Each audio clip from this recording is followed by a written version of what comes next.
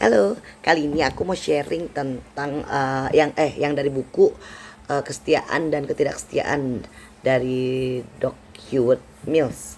Seorang di antaramu adalah iblis. Ini bagus banget bukunya. Nah, di sini aku mau sharing tentang yang bab 18 nih. Di bab 18 ini dengan judul doa iblis, yaitu pembunuhan. Iblislah yang menjadi bapamu dan kamu ingin melakukan keinginan-keinginan bapamu. Ia adalah pembunuh manusia sejak semula dan tidak hidup dalam kebenaran, sebab di dalam dia tidak ada kebenaran. Apabila ia berkata dusta, ia berkata atas kehendaknya sendiri, sebab ia adalah pendusta dan bapa dari segala dusta. Tidak ada dari penguasa dunia ini yang mengenalnya, sebab kalau sekiranya mereka mengenalnya, mereka tidak menyalibkan Tuhan yang mulia. Maksudnya, di sini kalau yang aku tangkap dari ayat Yohanes 8 ayat 44 ini, ia adalah pembunuh manusia sejak semula. Seperti kita tahu, Tuhan Yesus itu kan disalibkan, dibunuh waktu ketika dia ada di dunia. Jadi seperti kalian tahu kalau makanya di sini di 1 Korintus 28 berkata mereka tidak menyalibkan, tidak ada dari penguasa dunia ini yang mengenalnya, sebab kalau sekiranya mereka mengenalnya, mereka tidak menyalibkan Tuhan. Jadi seperti kita tahu, makanya kenapa di gereja-gereja itu ada disebutkan kalau janganlah kamu serupa dengan dunia ini. Maksudnya karena penguasa-penguasa di dunia ini itu bukan berasal dari Allah, which is bukan ya kalau yang bukan, semua yang bukan berasal dari Allah berarti dari setan, istilahnya dari iblis. Nah, karena kan iblis itu kan dibuang nih dari surga. Lucifer itu dibuang dari surga, itu sebenarnya ke tempatnya ke dunia gitu. Nah, di sini adalah tempat penguasaan mereka lah kalau boleh dibilang. Nah, makanya kenapa di sini dibilang dosa iblis adalah pembunuhan. Karena begitu Tuhan Yesus mau menebus dosa kita, dia harus turun ke dunia ini untuk untuk mati buat kita supaya kita itu dapat keselamatan. Karena kita pada dasarnya berdosa gitu. Semua yang berdosa itu tidak dapat masuk kerajaan surga. Nah, makanya di sini iblis itu tidak suka gitu. Jadi begitu iblis tahu Tuhan Yesus ada di dunia ini, dia berusaha untuk membunuhnya gitu.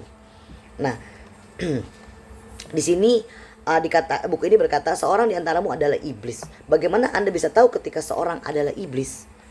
Ketika seseorang adalah iblis, ia berperilaku seperti iblis dan membunuh orang-orang seperti yang dilakukan iblis.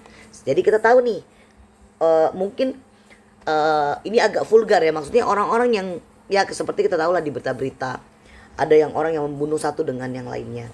Apalagi kalau berdasarkan agama ya, kita bisa tahu ya. Salah satu dosa terbesar setan adalah menyusun rencana pembunuhan anak Allah. Ya, semua udah pada tahu kisahnya Tuhan Yesus gitu kan. Jadi memang benar-benar semua dirancangkan untuk bagaimana caranya bisa membunuh Tuhan Yesus gitu loh, yaitu anak Allah. Bagaimana Anda bisa membunuh satu-satunya anak Allah, sang anak domba yang berharga? Sungguh kejahatan yang keji. Sungguh cara yang kejam untuk berurusan dengan sang juru selamat dunia. Waspadalah dengan orang-orang yang membenci Yesus Kristus.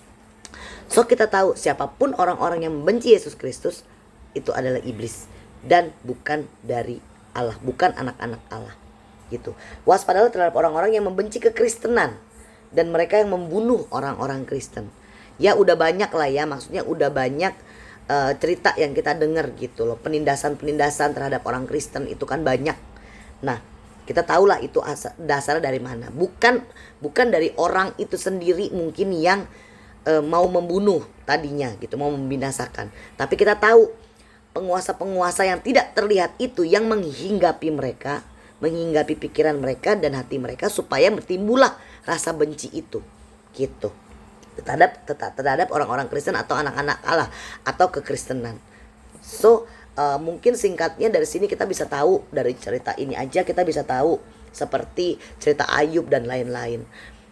Iblis datang ke Tuhan untuk mencobai Ayub. Nah, seperti kita tahu semua yang ada di dunia ini itu bisa hilang karena boleh dibilang itu adalah teritori daerah kekuasaan iblis gitu. Jadi tapi Tuhan bilang terhadap Ayub, bilang ke iblis gitu, kamu boleh mencoba mengambil semuanya, tapi kamu tidak boleh menyentuh dia gitu. Nah, di sini kita bisa lihat kalau proteksi Tuhan atas diri Ayub, istilahnya iblis itu tidak berkuasa atas nyawanya Ayub karena dia adalah anak Allah. Jadi dia tidak akan bisa dibunuh, dibinasakan tanpa seizin Tuhan. So semua bisa diambil, harta, keluarga, semua bisa diambil. Tetapi Tuhan bilang tidak boleh menyentuh Ayub karena Ayub adalah anak-anak Allah.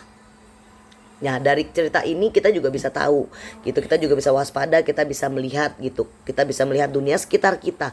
Makanya kenapa dibilang janganlah kamu sama akan dunia ini, karena dunia ini penguasanya adalah iblis. So kita mesti hati-hati, iblis itu berencana untuk membunuh kita. Mungkin zaman sekarang tidak langsung bunuh orangnya, tetapi membunuh karakter, membunuh waktu kita yang kita sia-siakan untuk dunia ini gitu, yang diciptakan senyaman mungkin. Kalau zaman sekarang itu justru bukan vulgar seperti itu, tetapi kita dibuat nyaman, dinabobokan oleh dunia ini supaya mindset kita akan Tuhan itu kita nggak butuh Tuhan.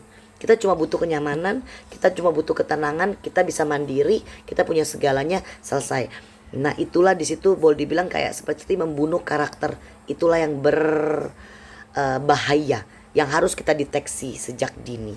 Iblis itu tidak suka oleh orang-orang yang menggunakan waktunya itu untuk Tuhan. Iblis suka kita menyia-nyiakan waktu kita itu untuk dunia, mengejar kekayaan, mengejar kesenangan duniawi dan tali jiwa kita lah boleh dibilang. Jadi di sini aku mau mungkin kita sama-sama bareng-bareng untuk lebih aware akan waktu kita, apa yang kita lakukan. Kita harus terus mengingat akan hal ini gitu.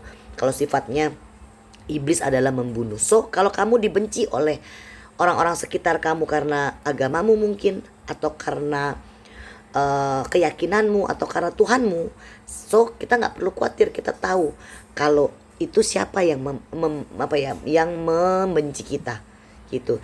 Dan ya kita hanya tugasnya untuk mendoakan, karena kita tahu Tuhan sudah memproteksi kita sebegitu rupa. Jadi iblis tidak dapat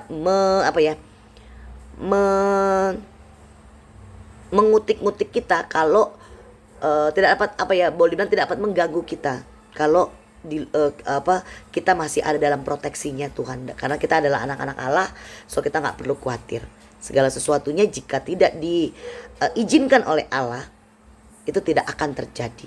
So nggak mungkin kalau kita dekat sama Tuhan, Tuhan mengizinkan semua itu terjadi atas diri kita, kecuali memang untuk menguji kita gitu. Tapi kalaupun istilah katanya kita kehilangan, kita nggak perlu takut, sebab kita tahu seperti Ayub, Tuhan mengembalikan, boleh dibilang lebih dari bahkan sebelumnya gitu. Tuhan memberikan otoritas dan lain-lain, dan dia ditulis namanya di Alkitab, yang which is semua orang bisa tahu tentang kisahnya Ayub gitu. So itulah kebanggaan kita kalau kita punya Tuhan yang luar biasa, dan jangan pernah kita mempunyai sifat-sifat seperti iblis, yaitu membunuh dan membenci saudara-saudara kita. Oke, thank you and God bless you.